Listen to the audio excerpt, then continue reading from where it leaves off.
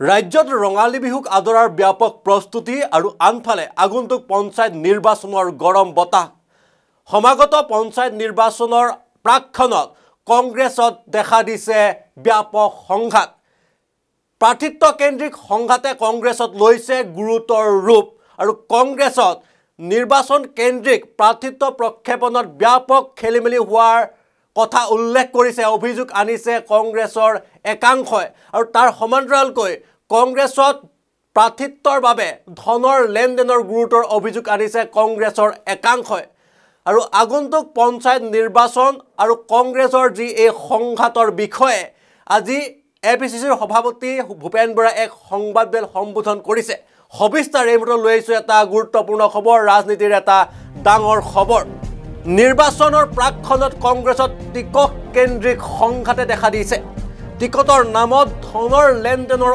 অভিযোগ একাংশৰ প্ৰাৰ্থী বাছনিত বিসংগতিৰ অভিযোগ একাংশৰ আৰু টিকট কেন্দ্ৰিক সংঘাতে কংগ্ৰেছত লৈছে গুৰুতৰ ৰূপ বিভিন্ন স্থানত টিকটৰ নামত কংগ্ৰেছে ধনৰ লেনদেন কৰাৰ অভিযোগ উত্থাপিত হৈছে আৰু পঞ্চায়ত নিৰ্বাচন আৰু টিকট কেন্দ্ৰিক সংঘাতৰ সন্দৰ্ভত আজি ভূপেন বৰাই এক সংবাদমেল সম্বোধন কৰিছে ভূপেন বৰাৰ ঘোঁৰামৰাস্থিত বাসগৃহত যেহেতু সমাগত পঞ্চায়ত নিৰ্বাচন আৰু নিৰ্বাচনৰ বাবে শাসক বিৰোধীৰ মাজত ব্যাপক প্ৰস্তুতি কঁকালত টঙালি বান্ধিছে শাসক বিৰোধীয়ে পঞ্চায়ত নিৰ্বাচনৰ বাবে আৰু পঞ্চায়ত নিৰ্বাচনৰ প্ৰাক্ষণত এতিয়া কংগ্ৰেছত টিকট কেন্দ্ৰিক সংঘাতে লৈছে গুৰুতৰ ৰূপ টিকট কেন্দ্ৰিক সংঘাতৰ বাবে একাংশ কংগ্ৰেছ কৰ্মীয়ে দল ত্যাগৰ দৰে সিদ্ধান্ত ল'বলৈ বাধ্য হৈছে আৰু পঞ্চায়ত নিৰ্বাচনৰ প্ৰাৰ্থী প্ৰক্ষেপণতো কংগ্ৰেছে ব্যাপক খেলিমেলি কৰাৰ অভিযোগ উত্থাপিত কৰিছে তেওঁলোকৰে নিজ দলৰ কৰ্মীয়ে ৰাজ্যৰ ভিন্ন প্ৰান্তত টিকট কেন্দ্ৰিক সংঘাতে দেখা দিছে গুৰুতৰ ৰূপ টিকটৰ নামত ধনৰ লেনদেন কৰাৰ অভিযোগ উত্থাপিত হৈছে আৰু এই অভিযোগে এক চূড়ান্ত ৰূপ লৈছে টিকট কেন্দ্ৰিক সংঘাত প্ৰাৰ্থী প্ৰক্ষেপণত প্ৰাৰ্থিত্ব প্ৰদানত ব্যাপক খেলিমেলিয়ে এতিয়া এই পৰ্যায় পাইছেগৈ যে একাংশ কংগ্ৰেছ কৰ্মীয়ে দল ত্যাগৰ দৰে সিদ্ধান্ত লৈছে আৰু কংগ্ৰেছৰ এই যি গুৰুতৰ নিৰ্বাচনৰ কেন্দ্ৰিক যি সংঘাত এই সংঘাত সন্দৰ্ভত এপিচিচিৰ সভাপতি এতিয়া ভূপেন বৰাই মুখ খুলিছে ভূপেন বৰাই আজি ঘোঁৰামৰাস্থিত বাসগৃহত এক সংবাদমেল সম্বোধন কৰি আগন্তুক পঞ্চায়ত নিৰ্বাচন আৰু পঞ্চায়ত নিৰ্বাচনৰ যি টিকট কেন্দ্ৰিক সংঘাত এই সংঘাতৰ সন্দৰ্ভত গুৰুত্বপূৰ্ণ মন্তব্য প্ৰদান কৰিছে আমাৰ হাতত ভূপেন বৰাৰ মন্তব্য আছে আমি মন্তব্য আগবাঢ়িছোঁ কমিটি মিটিঙলৈ মই আমাৰ লোকসভাৰ উপদলপতি গৌৰৱ গগৈ ডাঙৰীয়া আমাৰ বিধানসভাৰ বিৰোধী দলপতি দেৱব্ৰত শইকীয়া ডাঙৰীয়াক আমি যোগদান কৰিবলৈ যোৱাটো এইটো আমাৰ সাংবিধানিক দায়িত্ব আৰু সাংবিধানিক দায়িত্ব পালন কৰাৰ কাৰণে কিয় বেয়া পাইছে এইটো আমি তেওঁৰ পৰা জানিব বিচাৰিছোঁ জানিলে মই আপোনালোকক উত্তৰ দিম দ্বিতীয়তে পঞ্চায়ত নিৰ্বাচনৰ ক্ষেত্ৰত আপোনালোকে সকলোৱে জানে যে এইবাৰ অসম প্ৰদেশ কংগ্ৰেছ কমিটিৰ যিটো সাংবিধানিক ক্ষমতা আছিলে সেইটো আমি সংশোধন কৰিছোঁ পলিটিকেল এফেয়াৰ্ছ কমিটিত আৰু এআইচিচিয়ে আমাক এপ্ৰুভেল দিছে আমি সমস্ত কৰ্তৃত্ব জিলা পৰিষদৰ ক্ষেত্ৰত আমাৰ জিলা কংগ্ৰেছবিলাকক দিছোঁ জিলা পলিটিকেল এফেয়াৰ্ছ কমিটিক দিছোঁ আৰু এপি মেম্বাৰৰ ক্ষেত্ৰত সমস্ত কৰ্তৃত্ব আমি বুথ মণ্ডল আৰু ব্লকক দিছোঁ ইতিমধ্যে প্ৰায় ৮০% জিলাত প্ৰাৰ্থী বাছনি প্ৰক্ৰিয়াটো চূড়ান্ত হৈছে আজিৰ পৰা নমিনেশ্যন আৰম্ভ হৈছে বহুত জিলাত ২-৩খন জিলাত নিশ্চিতভাৱে কিছু বিতৰ্ক পোহৰলৈ আহিছে আৰু তাৰ মূল কাৰণটো হৈছে যে সমপৰ্যায়ৰ জনপ্ৰিয়তা থকা যেতিয়া প্ৰাৰ্থী থাকে তেতিয়া জিলা পিএছচি বিলাকত হেঁচাটো বেছি পৰিছে কিছুমান জেগাত ধৰক দুজনে বিচাৰিছে সোনকালে বুজাবুজি হৈছে ক'ৰবাত 4জন-5জনে বিচাৰিছে তাত অলপ বুজাবুজি হওঁতে পলম হৈছে কিন্তু মই আশাবাদী যে আজি ৰাতিলৈকে কংগ্ৰেছৰ প্ৰায় 95% প্ৰাৰ্থী চূড়ান্ত হ'ব। টকা লেনদেনৰ অভিযোগ উত্থাপিত হৈছে বিভিন্ন ঠাইত, তাৰ লগতে আপোনাৰো এটা অডিঅ' আপুনিতো বাৰু টুইট যোগে বিভিন্ন যোগে প্ৰকাশ কৰিছে, তথাপি সেইটো কেনেকুৱা ধৰণৰ কথা, কি পৰিস্থিতি? মোৰ বিৰুদ্ধে যিটো অডিঅ' প্ৰকাশ হৈছে, মই হাতীগাঁও থানাত কেছ দিছোঁ, FIR দিছোঁ, আৰু হাতীগাঁও থানাই মোক 11 তাৰিখে ষ্টেটমেণ্ট ল'বলৈ মাতিছে। গতিকে মই হাতীগাঁও থানাত 11 তাৰিখে যাম বুলি ভাবি আছোঁ, যদি বেলেগ পলিটিকেল বিশেষ প্ৰব্লেম নহয়। গতিকে আপোনালোকে, মই মুখ্যমন্ত্ৰীকো ৰাজহুৱাকৈ আহ্বান জনাইছোঁ যে মোৰ বিৰুদ্ধে ওলোৱা অডিঅ'টোৰ সম্পৰ্কত আপোনালোকে খৰতকীয়া আৰু কঠোৰতম ব্যৱস্থা ল'ব লাগে, আৰু যোন যোন তাত দোষী ওলায় সকলোকে শাস্তি দিব লাগে। তাত যদি ভূপেন বৰাৰ বিৰুদ্ধে কিবা আছে, হি শুড বি অলছ' পানিছড, সেইটো মই কৈ দিছোঁ। দ্বিতীয়তে, যিটো টকাৰ অভিযোগ আপোনালোকে কৈছে পঞ্চায়তত, এই অভিযোগটোতকৈও ডাঙৰ অভিযোগ আনিছে এজন বাজাজ উপাধিধাৰী ব্যক্তিয়ে লাইভ টেলিকাষ্টত, যে বিজেপিৰ দুজন নেতাই লাখ লাখ টকা দাবী কৰিছে। এইটো মই কোৱা নাই, টিভি চেনেলৰ লাইভ টক শ্ব'ত এপেক্স বেংকৰ কেলেংকাৰী সম্পৰ্কত মুকলিমূৰীয়া অভিযোগ আনিছে বিজেপিৰ দুজন বিধায়কৰ বিৰুদ্ধে, আৰু মুখ্যমন্ত্ৰী এতিয়ালৈকে মৌন আছে। মই অসমৰ মুখ্যমন্ত্ৰীৰ পৰা জানিব বিচাৰিছোঁ যে আপুনি এডমিনিষ্ট্ৰেটিভ ষ্টাফ কলেজত অসমৰ BDO-সকলৰ আগত কৈছিলে যে 2000 টকা ঘোষ খালে আপুনি তেওঁলোকৰ ওপৰত বাঘৰ দৰে জঁপিয়াব। তাৰমানে তাৰ অৰ্থটো এইটো আছিল নেকি যে 2000 খালেহে আপুনি জঁপিয়াব?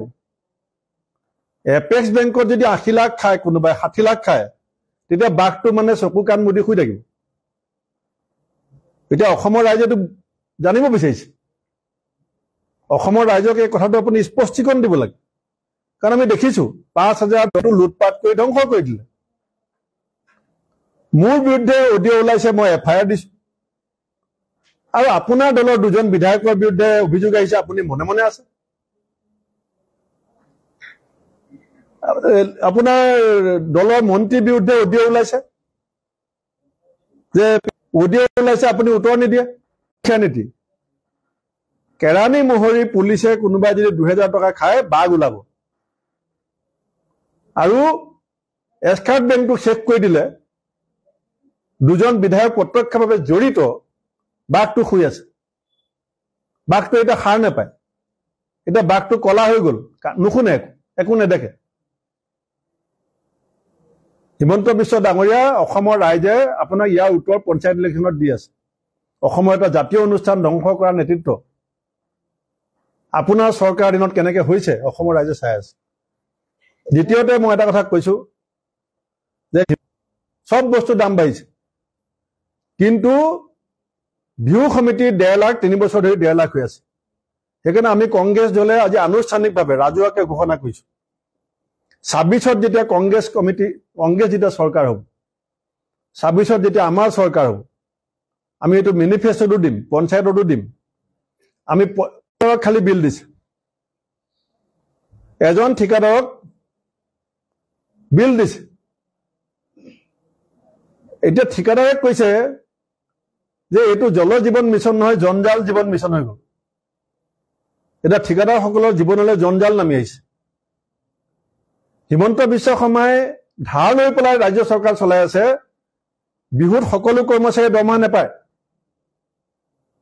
সকলো অৱসৰপ্ৰাপ্ত কৰ্মচাৰীয়ে পেঞ্চন নাপায়, প্ৰত্যেকগৰাকী অৱসৰপ্ৰাপ্ত কৰ্মচাৰীয়ে পেঞ্চন নাপায়। কংগ্ৰেছ দলে বিহুৰ মাজতে তীব্ৰ গণতান্ত্ৰিক প্ৰতিবাদ এই চৰকাৰৰ বিৰুদ্ধে কৰিবলৈ বাধ্য হ'ব। টেটৰ শিক্ষকৰ আন্দোলন, কম্পিউটাৰ টিচাৰক 20,000 টকা দিয়ে, তেওঁলোকে ছেটেলাইট উৰাম বুলি কয়। 1250 টকাৰ বিনিময়ত আমি 6 জনগোষ্ঠীৰ সমস্যাটো বাদ দিম নেকি? 1250 টকাৰ বিনিময়ত আমি চাহ বাগিচাৰ শ্ৰমিকক 5,000 টকা দিয়াৰ বিনিময়ত আমি চাহ শ্ৰমিকৰ জনজাতিকৰণ, চাহ শ্ৰমিকৰ মজুৰি বৃদ্ধি কথাটো বাদ দিম নেকি? এই কথাবিলাকো এতিয়াও অসমৰ মুখ্যমন্ত্ৰীয়ে জবাব দিব লাগিব, আৰু এই বিষয়বিলাক আমি ৰাইজৰ আদালতলৈ লৈ যাম। সাংসদ বৈদ্যুৎ বৰদলৈৰ বিৰুদ্ধে এটা অভিযোগ উঠিছে আপোনালোকলৈ পত্ৰ দিছে ইতিমধ্যে কেইবাজনো কংগ্ৰেছ কৰ্মীয়ে যে পিএছচি বৈঠক অনুষ্ঠিত নকৰাকৈ নগাঁও আৰু মৰিগাঁও জিলাৰ কেইবাজনো প্ৰাৰ্থীক ৰাজনৈতিক জিলা পৰিষদে 1998 চনৰ পৰা MLA MP হৈ আছে মন্ত্ৰী হৈ আছে অভিযোগ যেটো আহিছে সেইটো আহিছে এস্কাৰ্ট বেংকত এতিয়া অসমৰ একাংশ সংবাদ মাধ্যমে এস্কাৰ্ট বেংকৰ বিষয়টো গাপ দিবৰ কাৰণে এপেক্স বেংকৰ বিষয়টো গাপ দিবৰ কাৰণে এটা কংগ্ৰেছৰ পঞ্চায়ত টিকেটৰ বিষয়টো উলিয়াব বিচাৰিছে কংগ্ৰেছত যদি তেনেকুৱা ক'ৰবাত অভিযোগ আহে স্পেচিফিক অভিযোগ আহে আমি একশ্যন ল'ম আৰু মই এইটো নিশ্চিত যে প্ৰদ্যুৎ বৰদলৈৰ বিৰুদ্ধে তেনেকুৱা অভিযোগ আমি পোৱা নাই আৰু তেনেকুৱা কামত তেওঁ কেতিয়াও জড়িত নহয় আৰু তেওঁ এইবাৰে প্ৰথম নহয় 1998 চনৰ পৰা তেওঁ এই প্ৰক্ৰিয়াটোৰ লগত সদায় আছে আৰু সদায় থাকিব কিন্তু এপেক্স বেংকৰ ক্ষেত্ৰত যেটো আহিছে সেইটো কোনো সাংবাদিকে মুখ্যমন্ত্ৰীক সুধিবলৈ সাহস কিয় নকৰে অসমৰ কোনো সংবাদ মাধ্যমে সেই বিষয়টো লৈ পেলাই প্ৰশ্ন কিয় নকৰে এতিয়া কেইটামান দল ওলাইছে সেইকেইটাও কংগ্ৰেছকে আক্ৰমণ কৰি থাকে এতিয়া কেইটামান দল ওলাইছে সেইকেইটাও কংগ্ৰেছকে আক্ৰমণ চৰকাৰ ভ্ৰষ্টাচাৰ বিলাক গাপ দিব বাৰে বাৰে আপোনালোকৰ কথা কৈ আছে অহংকাৰী আপোনালোকে ডিচিছন ল'ব নাজানে আত্মঘাতী সিদ্ধান্ত লয় এইটো কৰিছো আপোনাক কিন্তু প্ৰশংসা কৰিছে প্ৰদ্যুৎ বৰদলৈকে এটেক কৰিছে বৰোবৰ আপোনালোকৰ সব এতিয়া মই আপোনালোককো অনুৰোধ কৰিম চাওক আপোনালোক সাংবাদিক হোৱাৰ লগতে বেয়া নাপাব মই নীতি শিক্ষা দিয়া নাই সাংবাদিক হোৱাৰ লগতে অসমৰ একোজন সচেতন নাগৰিক আমাৰ ৰাজ্যখনৰ প্ৰতি দায়িত্ব আছে কংগ্ৰেছ দলে নিজৰ দলৰ দায়িত্ব নিষ্ঠাৰে পালন কৰি আছে অভিযোগ প্ৰতি অভিযোগটো ডাঙৰ কথা নহয় কংগ্ৰেছ দলৰ ভিতৰত যদি কৰবাত এটা পঞ্চায়ত টিকেটৰ বেমেজালি হৈছে সেইটো মই আপোনালোকক কথা দিছো ৰাজনৈতিক ভূমিকাটো কি আপোনালোকে সুধিব নোৱাৰে মই সুধিছো মোৰ নামত আপোনালোকে মুখ্যমন্ত্ৰীক লগ পালে সুধিব যে কংগ্ৰেছ সভাপতি আপোনাক সুধিছে যে এপেক্স বেংকত আপোনাৰ দুজন MLA যে জড়িত আছে আপুনি কি কৰিলে MLA দুজনৰ ভাষ্য ৰাজহুৱা নকৰে কিয় MLA দুজনৰ ভাষ্য কিয় ৰাজহুৱা নকৰিব আমাৰ জনা অধিকাৰ আছে নে নাই কিয় তেওঁ পলাই ফুৰিছে অভিযোগে নানক বিজেপি জিকি বুলি কৈছে ৰঞ্জিত দাসে চ্যালেঞ্জ কৰিছে যে কংগ্ৰেছে যদি বিজেপিৰ আধা সিটো পায় তেওঁ ৰাজনীতি ত্যাগ কৰিব এনেও ৰাজনীতি ত্যাগ হ'ব 26 চনত ৰঞ্জিত দাসক 26 চনত বিধানসভাত নেদেখে আপোনালোকে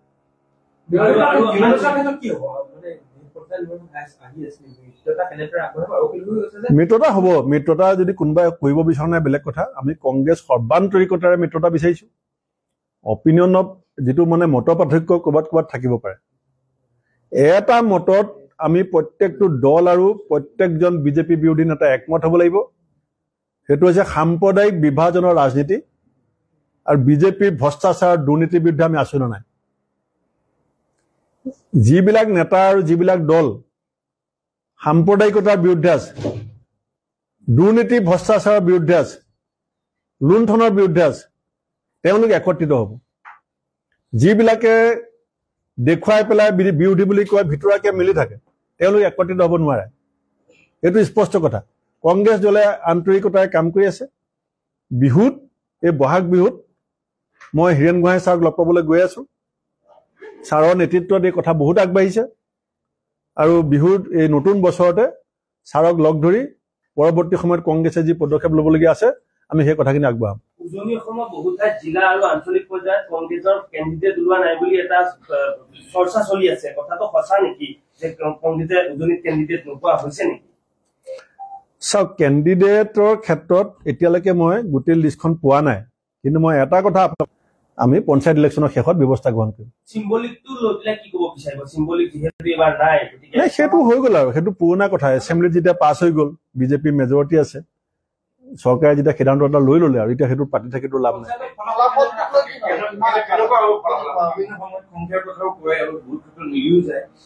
আজি মই চিটটো কৈ নিদিওঁ চিটটো কৈ দিলে এতিয়া ভুল হ'ব কিন্তু মই এটা কথা আপোনালোকক কৈ থৈছো যে MP ইলেকশ্যনত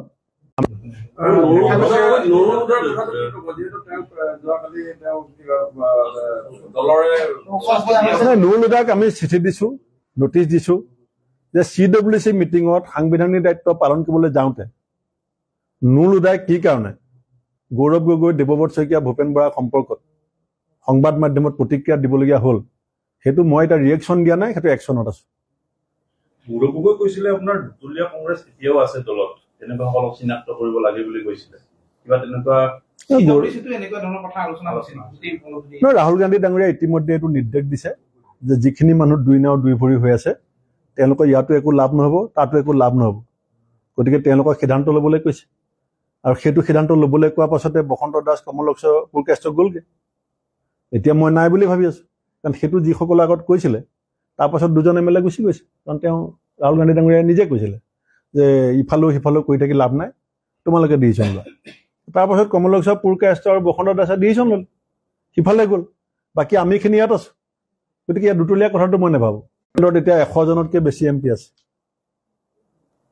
অসমত। আমি যোৱা এছেম্বলিতকৈ কিমান বেছি ভোট পাইছো আপোনালোকৰ ডাটা আছে। কোনটো চিটত আমাৰ আপাৰ আছামত বিশেষকৈ উজনি অসমত বিজেপিয়ে কংগ্ৰেছ শূন্য বুলি কৈছিল, সেইটো সুধিব যে বিজেপিয়ে নহয়, এইটো চিণ্ডিকেটৰ দৌৰাত্ম। এই গোটেই বালি, শিল, মাটি, কয়লা, চব্জি, কণী, চুপাৰী, এইবিলাক চব কোনে খাই আছে, কোনে গিলান হৈ পেলাই কঢ়িয়াই আছে, আপোনালোকে চব জানে। এইবিলাক নিউজ আপোনালোকৰ গুৰিতো আছে, কিন্তু চেনেলবিলাকৰ বজাবলৈ সাহস নাই। এইবিলাক চব আপোনালোকে জানে, মই যিমান জানো আপোনালোকেও জানে। আপোনালোকে মোৰ মুখেদি ওলাব বিচাৰিছে এইটো ডাম্পাৰৰ দৌৰাত্ম নহয়, এইটো চিণ্ডিকেটৰ দৌৰাত্ম। ইয়াত চৰকাৰ জড়িত, ইয়াত চৰকাৰ জড়িত। পুলিচে আজি পুলিচক ইণ্ডিপেণ্ডেণ্ট দিয়ক, মুখ্যমন্ত্ৰীয়ে এটা ষ্টেটমেণ্ট দিয়ক যে মই বিচাৰিছো কোনো ধৰণৰ চিণ্ডিকেট অসমত থাকিব নালাগে। 48 ঘণ্টাত অসম পুলিচে কণ্ট্ৰল কৰিব পৰা কেপাচিটি আছে, কিন্তু পুলিচক হিমন্ত বিশ্ব শৰ্মাই হাত বৈ বান্ধি থৈছে, হাত বৈ বান্ধি থৈছে।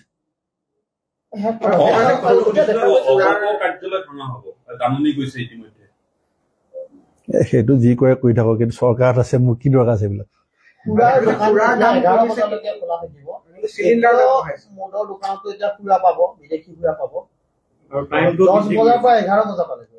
এইটোতো হিমন্ত বিশ্ব শৰ্মাই আগৰ পৰাই কৈ আছিলে যে ভাৰতবৰ্ষৰ ভিতৰত অসম টপ 5খন ৰাজ্যলৈ আহিব। তেতিয়া ৰাইজে টপ মানে কিহত টপলৈ আহিব ধৰিব পৰা নাছিলে। এতিয়া হিমন্ত বিশ্ব শৰ্মাই কৈছিলে নাই যে অসম ভাৰতবৰ্ষৰ ভিতৰত টপ 5খন ৰাজ্যৰ মাজত থাকিব। 1 নম্বৰ হৈছে মদ খোৱাত থাকিব লাগিব, মদ বিক্ৰীত থাকিব লাগিব। 2 নম্বৰ নিবনুৱা সমস্যাত টপ, এতিয়া অসম। 3 নম্বৰ নাৰী নিৰ্যাতনত এতিয়া অসম টপ। 4 নম্বৰ চিণ্ডিকেটত অসম এতিয়া এক্সপাৰ্ট, এক্সপেৰিমেণ্ট আৰু টপ। কথাটো 5 নম্বৰ বিজেপি নেতা, মুখ্যমন্ত্ৰীৰ পৰা আৰম্ভ কৰি সকলোৱে সম্পত্তি বৃদ্ধিত 1 নম্বৰত আছে, স্পীড।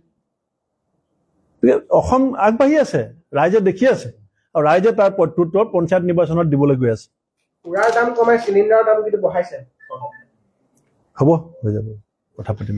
আৰু এটা কথা, শিলচৰ বিশ্ববিদ্যালয়ত বিহুৰ বন্ধটো তেওঁলোকে দিয়া নাই, আৰু যাৰ পৰিপ্ৰেক্ষিতত দেখিবলৈ পোৱা গৈছে ব্যাপক প্ৰতিক্ৰিয়া হৈছে। দুৰ্গা পূজাৰ বাবে তেওঁলোকে বন্ধ দিছে, কিন্তু 26 দিন কিন্তু বিহুৰ বহাগ বিহুৰ বাবে বন্ধ দিছে।